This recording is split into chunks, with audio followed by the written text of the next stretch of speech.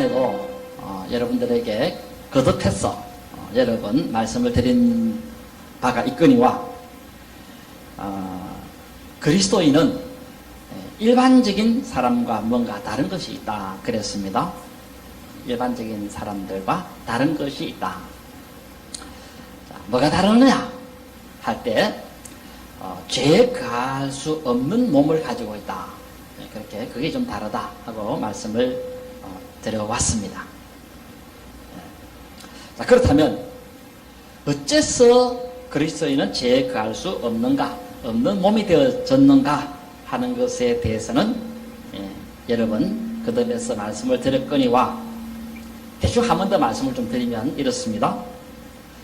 옛 사람이 죽음으로 이제 죄가 내 안에서 내 몸을 지배할 수 없는 그런 상황이 되어졌다 하고 말씀을 드렸습니다. 그리고 하나님께서는 우리 몸에 강력한 변화를 주었고 또 그리고 장차 부활에 대한 소망까지 주심으로써 그래서 내 마음속에 죄지을 마음이 사라지고 그리고 죄를 지을 생각도 나지 않도록 만드는 그런 은혜를 베풀어 주셨다 하고 말씀을 드렸습니다.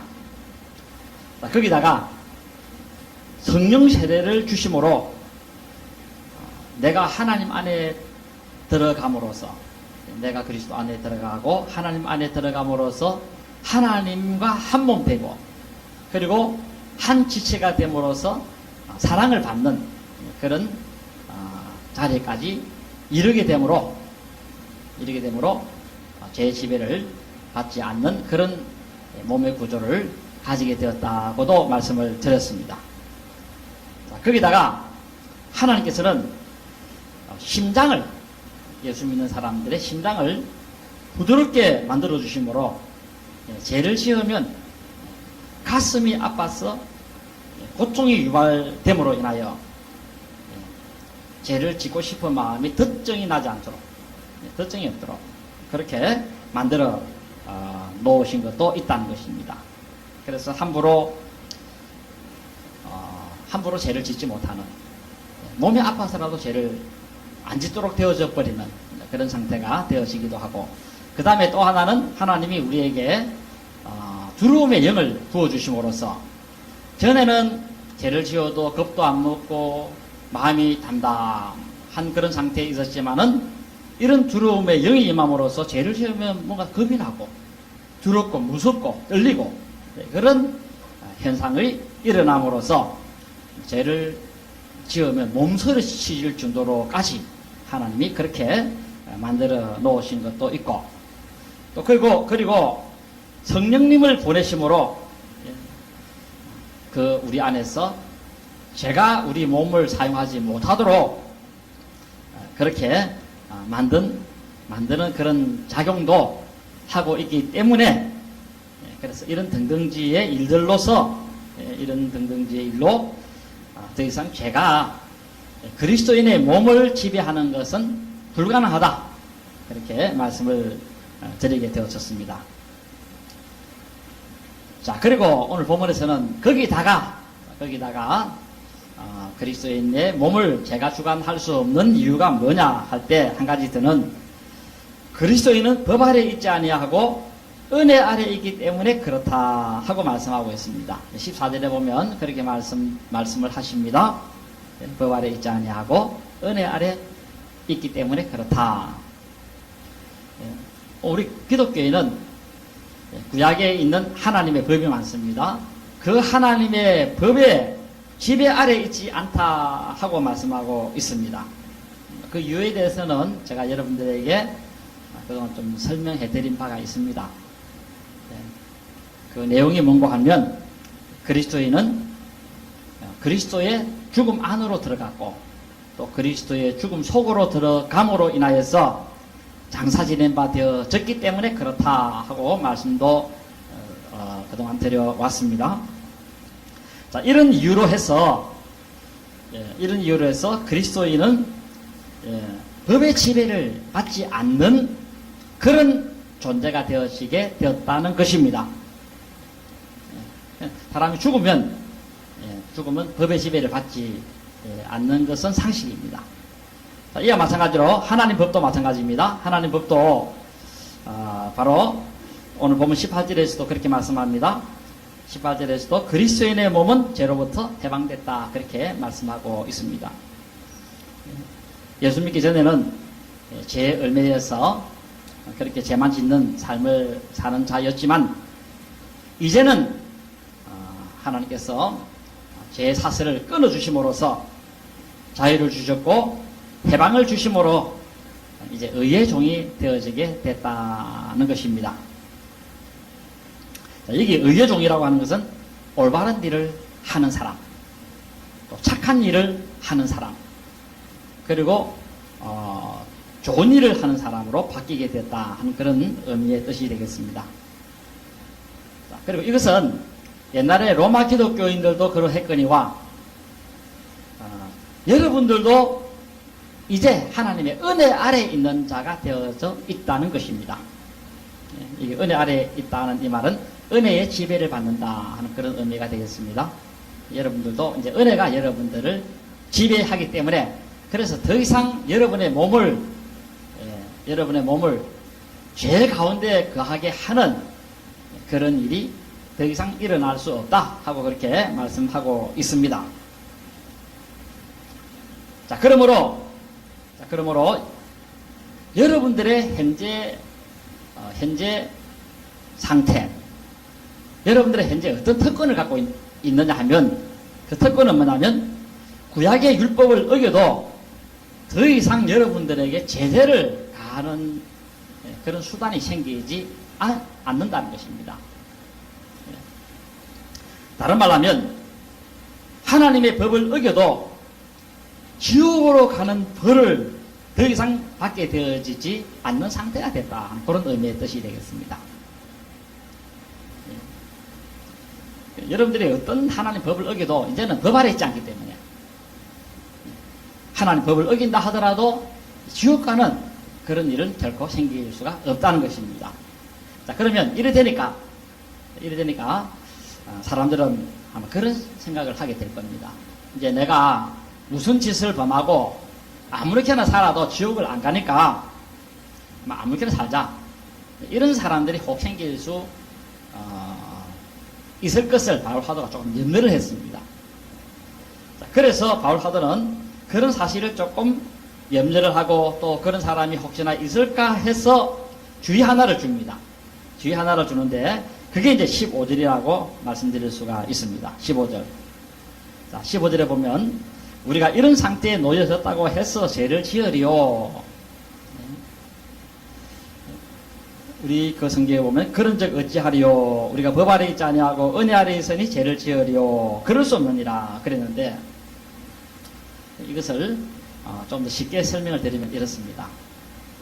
그렇다면 우리가 법 아래 있지 아니하고 은혜 아래 있으니 죄를 지어도 좋다는 말입니까? 그런 의미입니다. 혹은 그렇다면 은혜 아래 있다고 해서 마음껏 죄를 짓자는 말입니까? 하는 그런 하나의 질문을 하고 있습니다. 그럴 수 없느니라 그랬습니다. 그럴 수 없다.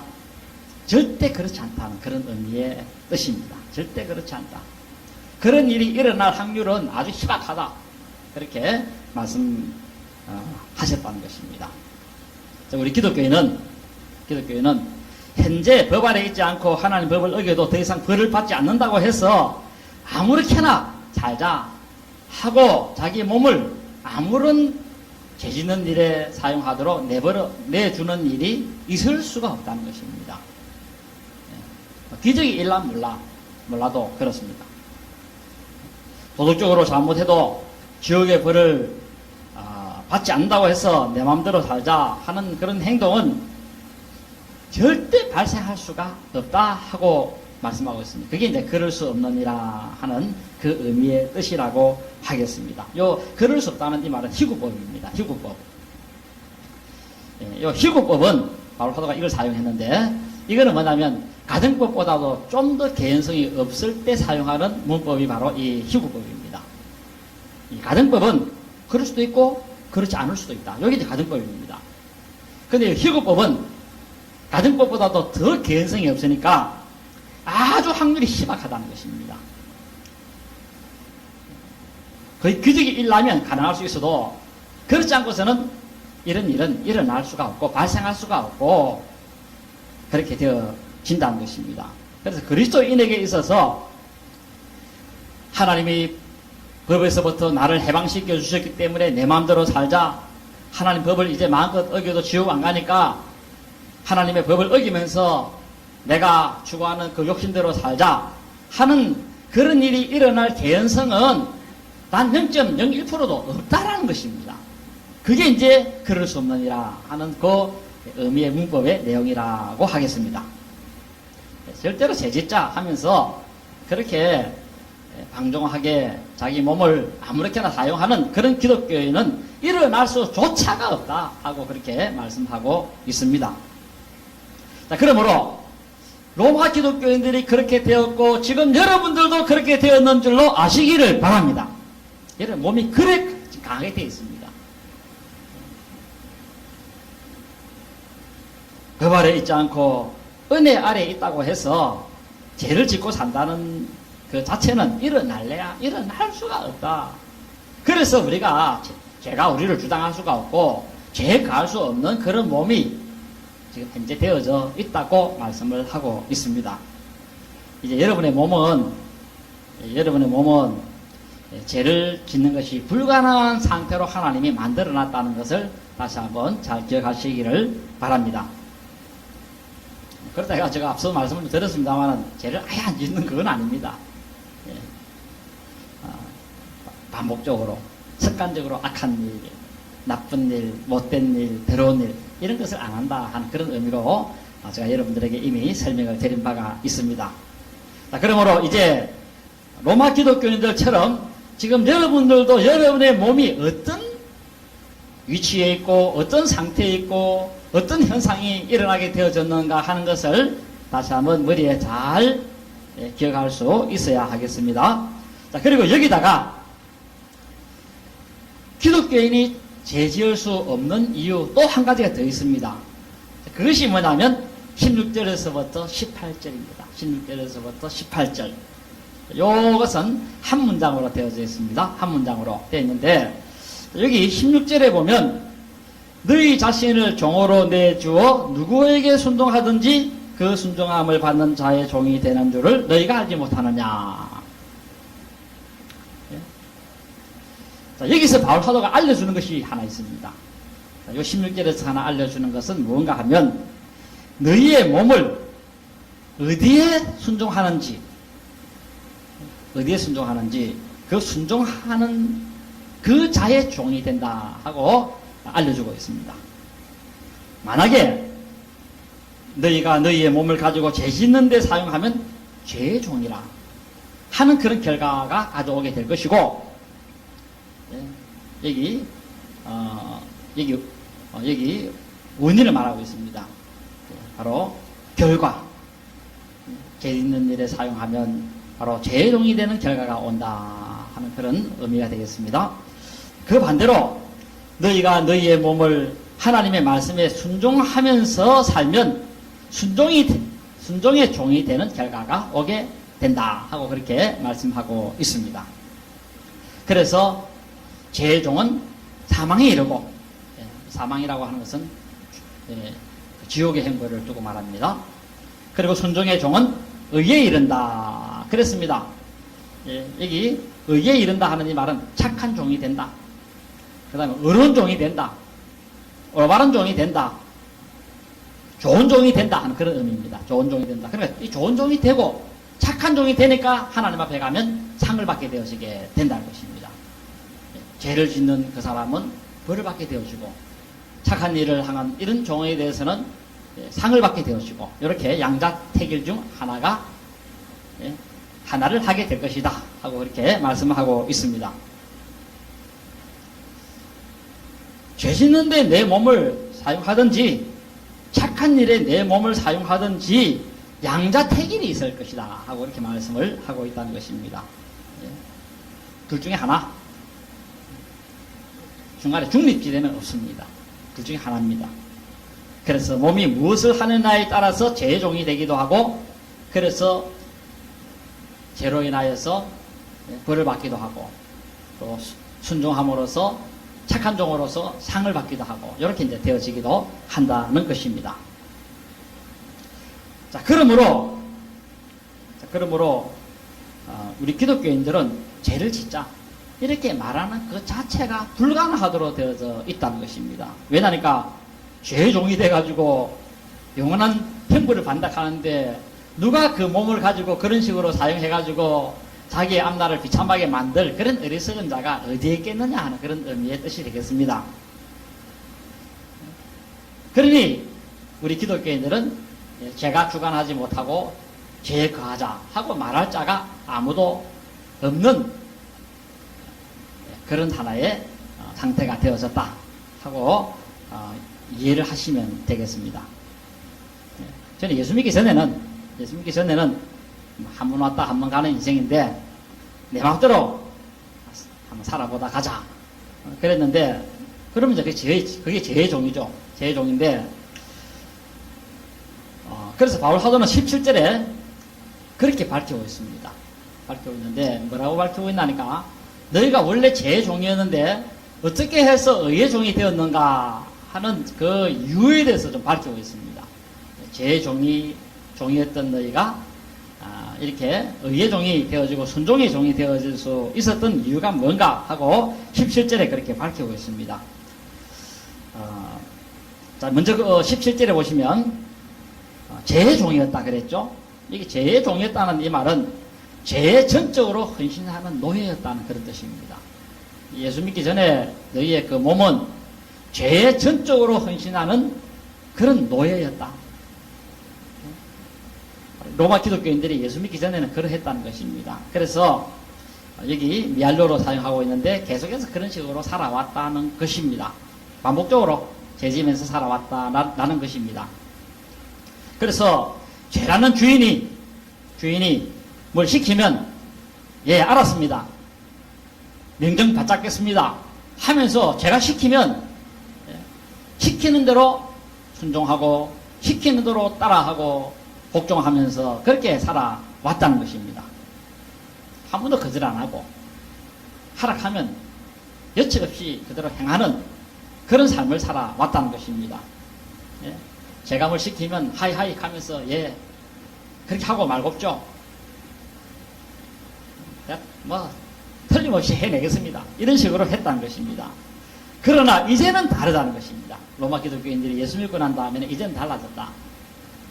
그것이 뭐가 달라진다면 제가 뭘 시키도 안 듣는 그런 몸이 되어지게 됐다는 것입니다. 물론 하나님의 능력으로 하나님의 역사로 그렇게 되어진 것입니다만은, 그러면 어째서 이렇게 달라질 수 있게 되어졌는가 하는 것에 대해서는 17절에 그 원인을 말씀하고 있습니다. 17절에 원인을 말씀하고 있는데 그 17절에 보면 너희에게 전하여 준 바 교훈의 본을 마음으로 순종함으로 달라졌다 이렇게 말씀하고 있습니다. 자, 여기 교훈의 본, 이 교훈의 본은 뭐냐면 가르침의 내용의 모형, 가르침의 그 내용의 어떤 그 형식이 있었다는 것입니다. 초대교회 때. 옛날 아마 그 로마 기독교 교회 내부에서는 새 신자들을 가르치는, 또 그리고 기존 교인들에 대해서 일정하게 가르치는 아마 공가가 좀 있었던 걸로 봐집니다. 오늘날로 한다면은 새 신자를 위한 교리 문답서 이런 거 각 교회마다 이런 거 활용하거든요. 세례 문답서라든지 혹은 대소요리 문답이라든지 웨스트민스터 신앙고백서라든지 이런 가르치는 그런 행태를 갖고 있었다는 것입니다. 그래서 그 가르치는 행태를 따라서 목사님들이 이제 새신자들이 등록해 오면 1과 2과 3과 이런 식으로 가르쳤고, 그렇게 아마 로마 기독교인들도 그렇게 했던 것으로 그렇게 봐집니다. 자, 이렇게 교리 교과서, 그 교리 교과서를 교회 지도자가 새로 등록된 사람들을 향하여 하나하나 가르쳤는데 그것을 그들이 믿었다는 것입니다. 그리고 그로 인해서 순종을 할 수 있게 되어지게 되었다라는 것입니다. 자, 그러므로 자, 이 말씀을 통해서 여러분들도 한 가지 여기서 머리에 담아둬야 될 것은 뭐냐 하면 여러분의 이 몸이 하나님의 말씀에 순종을 잘 하려면 어떻게 하면 되어질 수 있을까 할 때, 즉 내 몸을 죄에 내두지 않고 하나님이 원하시는 그 일에 내 몸을 잘 사용할 수 있으려면 어떻게 해야 되는 것인가 하는 것에 대해서는 바로 교회 목사님들이 가르치는 이 내용들을 머리로 잘 듣고 그 다음에 마음으로 잘 순종을 해야 한다는 것입니다.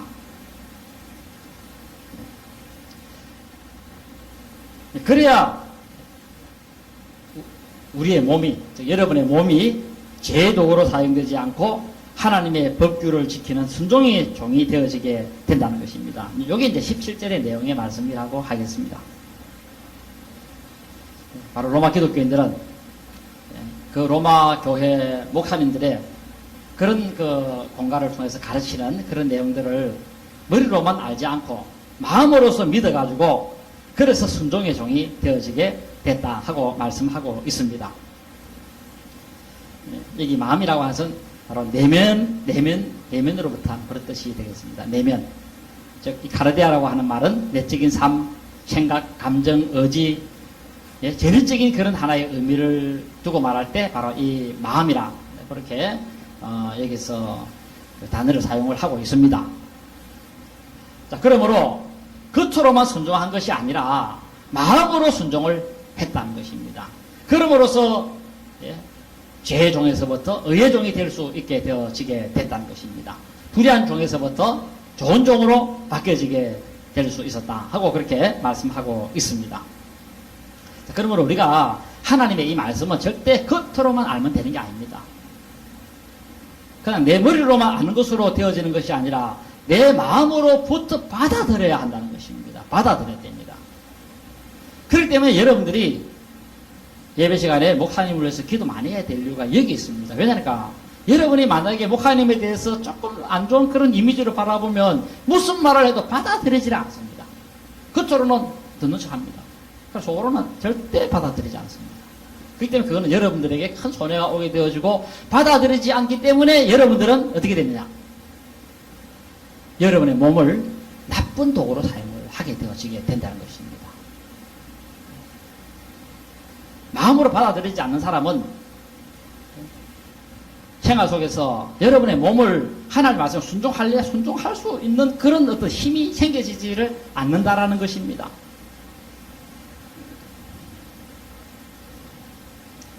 자, 그러므로 여러분들도 로마 기독교인들처럼 돼야 됩니다. 로마 기독교인들은 그 로마 기독교인들 그 목사님들이 강단에서 가르치면 그냥 머리만 끄덕끄덕한 게 아니고 마음으로부터 받아들였다는 것입니다.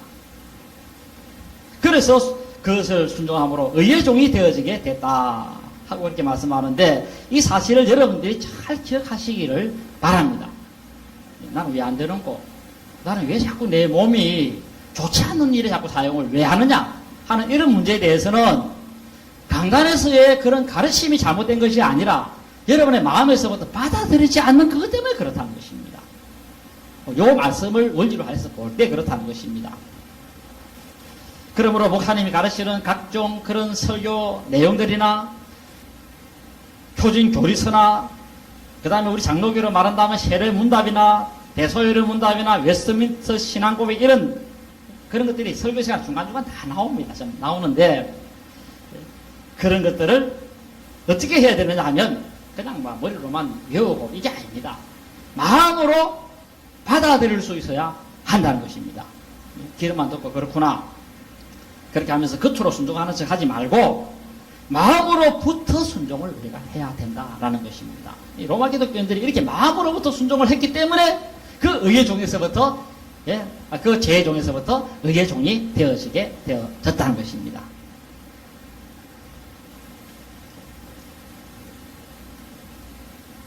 머리로만 믿으면 되는 것이 아니라 마음으로부터 믿어야 된다는 것입니다.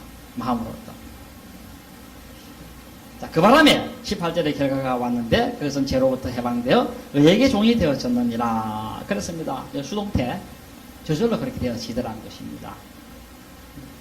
마음으로 받아들이고 마음으로 믿고 하니까 저절로 그 죄에서부터 벗어나게 되어져 가지고 그래서 좋은 종이 되고 어려운 종이 되고 착한 종이 되어지게 되고 그러므로 해서 하나님 앞에 상 받는 그런 상태가 되어지고 그렇게 저절로 해지더라는 것입니다. 지금 사도 바울이 말하는 내용은 바로 이겁니다. 여기 종이 되다는 이 말은 바로 얼매이다, 예속되다 하는 그런 의미의 뜻이 되겠습니다. 전에는 죄에 얼매해가지고 그 몸이 죄짓는 일에만 사용하고 엉망진창 아무렇게나 그렇게 살아던 자였는데 이제는 그 로마 기독교인들이 로마 교회 목사님들의 일정한 가르침을 잘 받아가지고 또 그것을 마음으로 탁 받아서 그래서 실행일치를 이룸으로써 죄에서 해방되어 가지고 의의 종이 되는, 즉 착한 일을 하고 바른 일을 하고 올바른 삶을 사는 그런 사람이 되어졌다는 것입니다. 자, 그러므로 여러분들도 로마 기독교인들처럼 여러분의 이 가지고 있는 이 몸이 있죠, 이 몸. 이 몸은 중립적인 위치에 있습니다. 이걸 내가 어디에 사용하느냐에 따라서 나쁜 몸이 될 수도 있고 좋은 몸이 될 수도 있습니다. 로마 기독교인들처럼 여러분의 몸을 옳게 사용하고 바르게 사용하고 착하게 사용하고 그렇게 되려면 제가 부족하지만은 여러분들이 가르치는 이 내용들을 그냥 귀로만 듣는 것만 문제가 아니고 듣고 마음에 깊이 잘 새기시기 바랍니다. 잘 새기시기 바라고 그래서 이 마음에서부터 받아들여야 여러분의 이 몸을 하나님이 원하는 도구로서 사용이 가능하게 되어지게 된다는 것입니다. 입으로만 믿지 말고 마음으로 믿으시기를 바랍니다. 귀로만 듣지 말고 마음으로 들으시기를 바랍니다. 로마서 9장 10절에 그렇게 말씀합니다. 사람이 마음으로 믿어 의에 이르고 입으로 신하여 구원에 이르느니라. 사람이 입으로 말하는 건 중요합니다. 그러나 마음으로 먼저 믿어야 구원에 이른다고 말씀하고 있고 마음으로 믿어야 의에 이른다고 그렇게 말씀을 하고 있다는 것입니다. 이 말씀을 잘 기억하시고 마음으로 믿고 마음으로 따르고 했던 그 로마 기독교인들을 따라서 나가는 여러분 되시기를 진심으로 기원합니다. 찬송가 드리겠습니다. 420장